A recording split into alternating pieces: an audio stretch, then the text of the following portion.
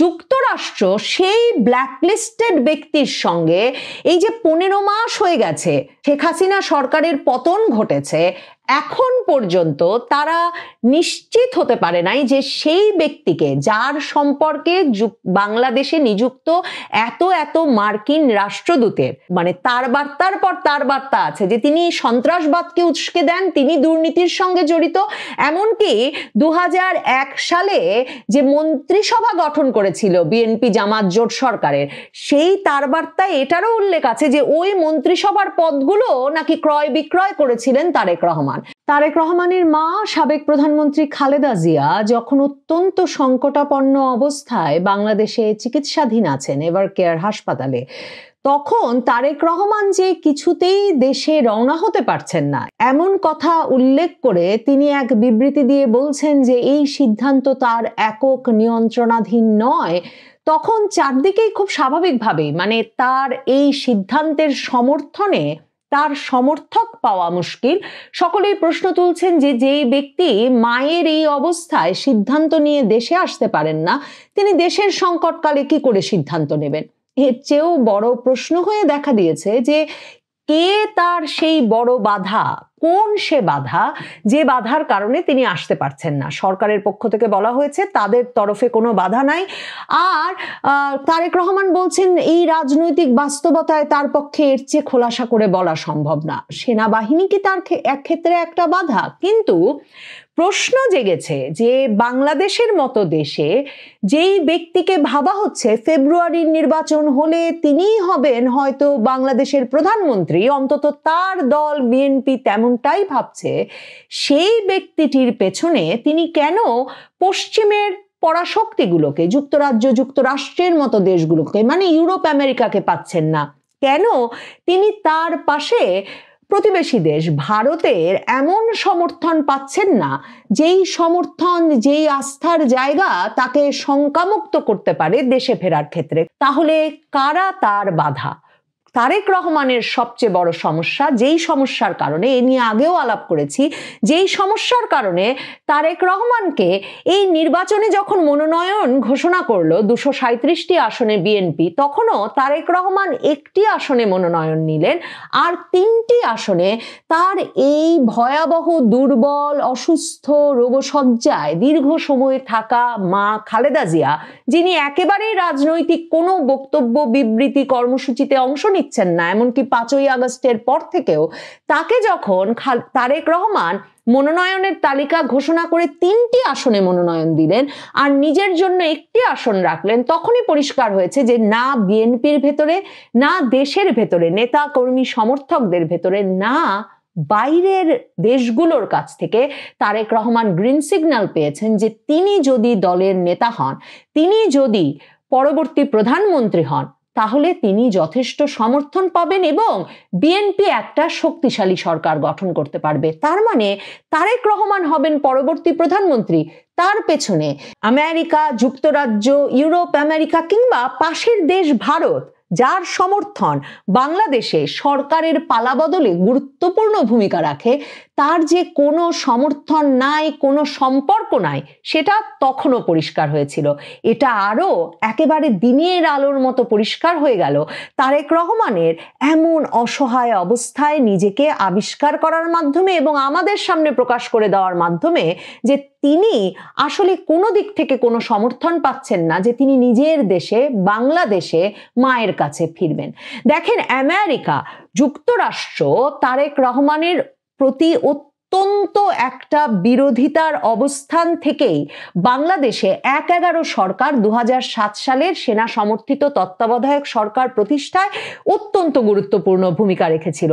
সে সময়কার যে রাষ্ট্রদূতেরা 2001 সালে খালেদা জিয়া সরকার ক্ষমতা গ্রহণের পর যেই মানে বিএনপি জামাত জোট সরকার ক্ষমতা গ্রহণের পর যেই মার্কিন রাষ্ট্রদূতেরা ছিলেন, হ্যারি কে টমাস, বিউটেনিস, গীতা পাসি, পরে জেমস এফ মরিয়ার্টি এলেন 2008-এ, এরা প্রত্যেকে তারেক রহমান সম্পর্কে ভয়াবহ সব তার বার্তা মার্কিন যুক্তরাষ্ট্রে পাঠাতেন বিএনপির নেতৃবৃন্দের সঙ্গে আলোচনা ক্রমে এবং বাংলাদেশের সুশীল সমাজ, বিভিন্ন মানবাধিকার সংগঠনের সঙ্গে আলাপের পরেও তারা তারেক রহমান সম্পর্কে যেসব দুর্নীতি, সন্ত্রাসবাদের সঙ্গে জড়িত থাকার যেসব অভিযোগের কথা তার বার্তাগুলোতে মার্কিন যুক্তরাষ্ট্রকে জানিয়ে মার্কিন যুক্তরাষ্ট্রের তালিকায় তারেক রহমানকে সন্ত্রাসবাদ এবং দুর্নীতির সঙ্গে জড়িত থাকা বিপজ্জনক ব্যক্তি হিসেবে কালো তালিকাভুক্ত করার অনুরোধ করেছেন।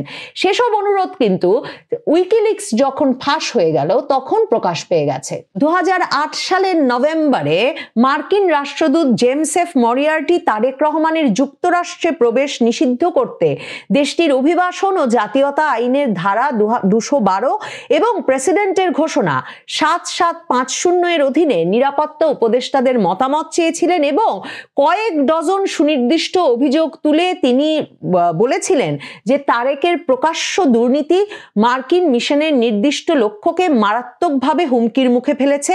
এছাড়া তিনি বলেন যে আইনের শাসনের প্রতি তারেক রহমানের স্পষ্ট অবজ্ঞা সন্ত্রাসবাদীদের বাংলাদেশে পা রাখার জন্য শক্তিশালী জায়গা তৈরি করেছে, সে সঙ্গে দারিদ্র্যকে বাড়িয়ে তুলেছে, গণতান্ত্রিক প্রতিষ্ঠানগুলোকে দুর্বল করেছে। সর্বোপরি বাংলাদেশে যা কিছু অন্যায় অবিচার ঘটছে তার বেশিরভাগের জন্য তারেক এবং তার সহযোগীদের দায়ী করা যেতে পারে। সে কারণেই মরিয়ার্টির পরামর্শ ছিল যে তারেক রহমানের বিরুদ্ধে যাতে 212 ধারার প্রয়োগ করে বাংলাদেশের দুর্নীতির বিরুদ্ধে মার্কিন যুক্তরাষ্ট্র তার শক্ত অবস্থান প্রকাশ করে।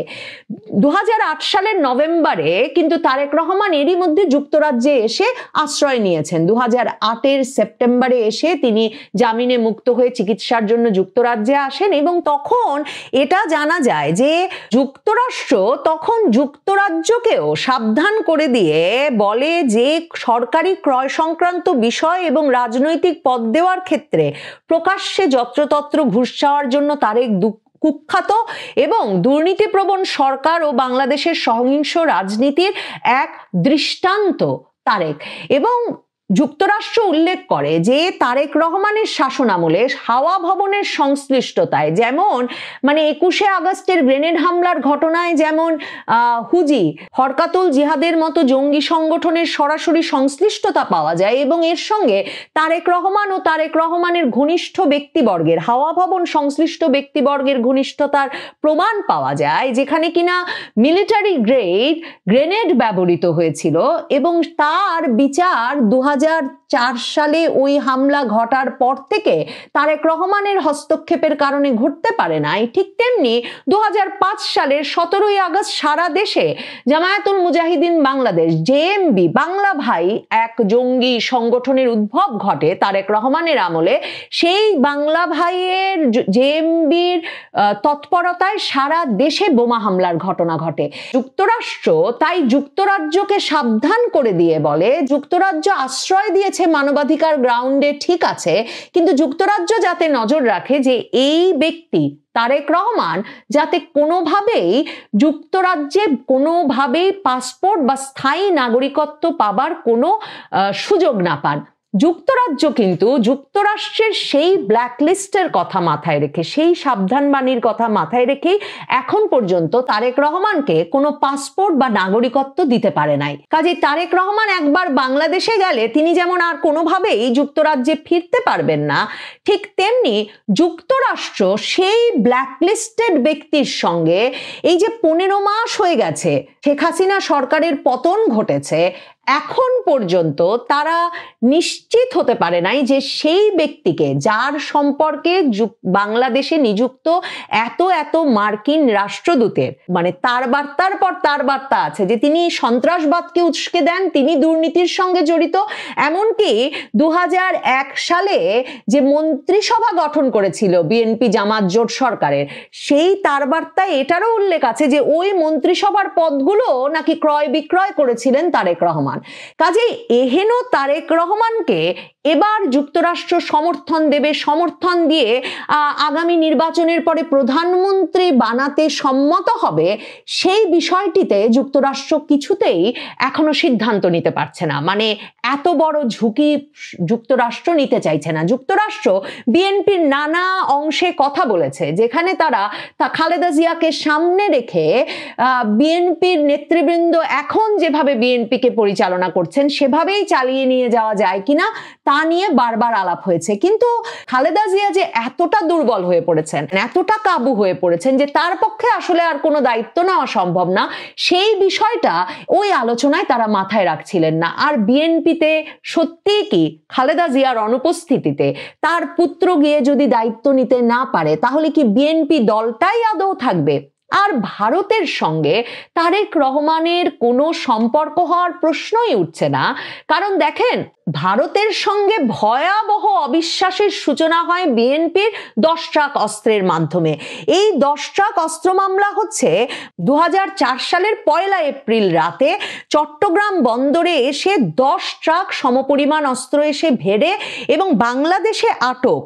পৃথিবীর মধ্যেই মানে কোনো দেশে আটক বড় ধরনের অস্ত্র চালানের মধ্যে এটা হচ্ছে একটি অন্যতম, এবং এটা বাংলাদেশের ইতিহাসে একদম সর্ববৃহৎ অস্ত্র ছিল, গোলা বারুদ ছিল।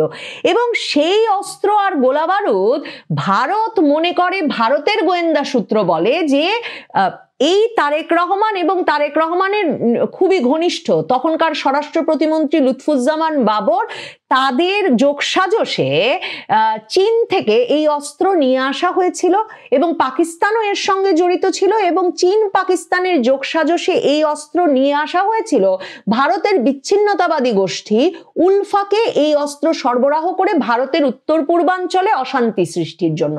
কাজেই ভারত বাংলাদেশের একটি নির্বাচিত সরকার, বিএনপি জামাত জোট সরকারের আমলে সেই সরকারের সবচেয়ে প্রভাবশালী ব্যক্তি মানে প্রধানমন্ত্রী পুত্র তারেক রহমান, তার ঘনিষ্ঠ স্বরাষ্ট্র প্রতিমন্ত্রী লুৎফুজ্জামান বাবর, তারা মিলে অস্ত্র নিয়ে আসছে ভারতে যুদ্ধ বাঁধানোর জন্য।